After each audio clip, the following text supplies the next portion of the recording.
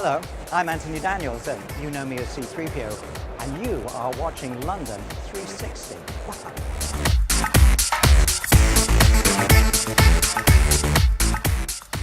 One of the neat bits of memorabilia is that I had the first line in the first movie, episode 4, and the last line of the last movie, episode 3, because of the magic of the way George filmed these things.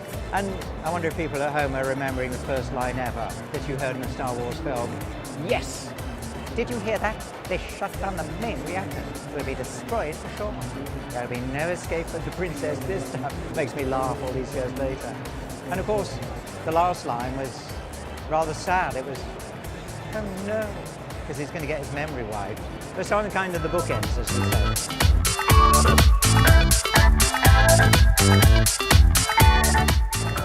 When we wrapped on Return of the Jedi, there was still a possibility of making 9 movies, although I think even at that point it was getting a little, because it had all taken quite a long time. And then, yes, the whole thing did go a bit into the doldrums for a while, and though I was involved in quite a number of spin-offs, I don't think I ever believed we would make any more. And suddenly, all those years later, you know, I get a phone call. It's always a phone call that changes an actor's life.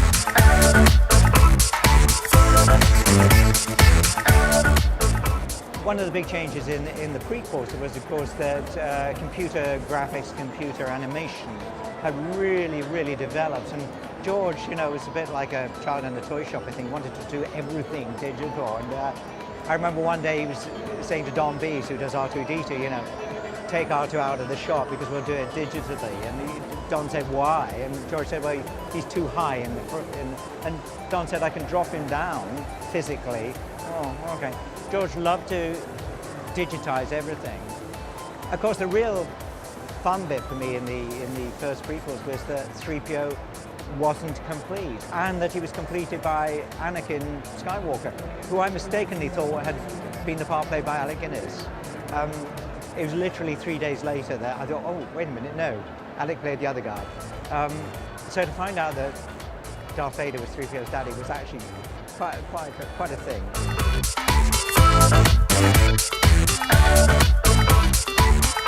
I'm the only person to be in all 6 movies, and in so many spin-offs, and about to do more stuff in Japan, the Star Wars in Concert.